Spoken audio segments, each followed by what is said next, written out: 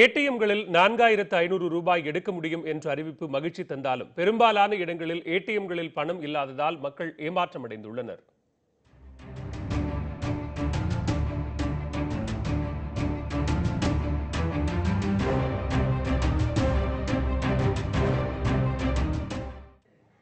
திருச்சி, தில்லைநகர், உறையூர், தென்னூர் உள்ளிட்ட பகுதிகளில் புத்தாண்டு செலவுகளுக்காக ஏடிஎம்களில் பணம் எடுக்க வந்தவர்கள் 4500 கிடைத்ததும் மகிழ்ச்சியடைந்தனர்.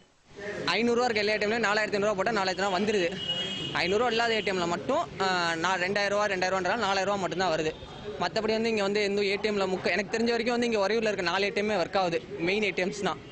அதனால ஒன்றும் பிரச்சனை இல்லை. அதே மாதிரி எல்லா ஏடிஎம்மே ஃப்ரீயாக தான் இருக்குது. சொல்ல போனால் இங்கே பார்த்தீங்கன்னா கூட்டம் இல்லை. எய்தாப்புல ஏடிஎம்ல ஒரு ஆள் கூட இல்லை. நாமக்கல் மாவட்டத்தில் உள்ள ஏடிஎம் மையங்களிலும் காலை முதலே பொதுமக்களும் வியாபாரிகளும் கூட தொடங்கினர். 4500 கிடைப்பது தங்களுக்கு மகிழ்ச்சி தருவதாக பொதுமக்கள் கருத்து தெரிவித்தனர். நோட்டு வரலாம இருந்தது.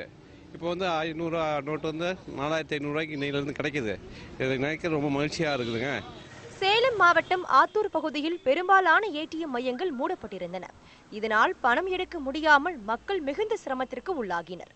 பொண்டாட்டி பிள்ளைங்களோட கோயிலுக்கு போகலாம் நாங்கள் வந்தோம். பணம் எடுக்கலான்னு வந்தால் நாங்கள் ஆத்தூர்லேருந்து தலைவாசலேருந்து எல்லா இடமே சுற்றிட்டோம்.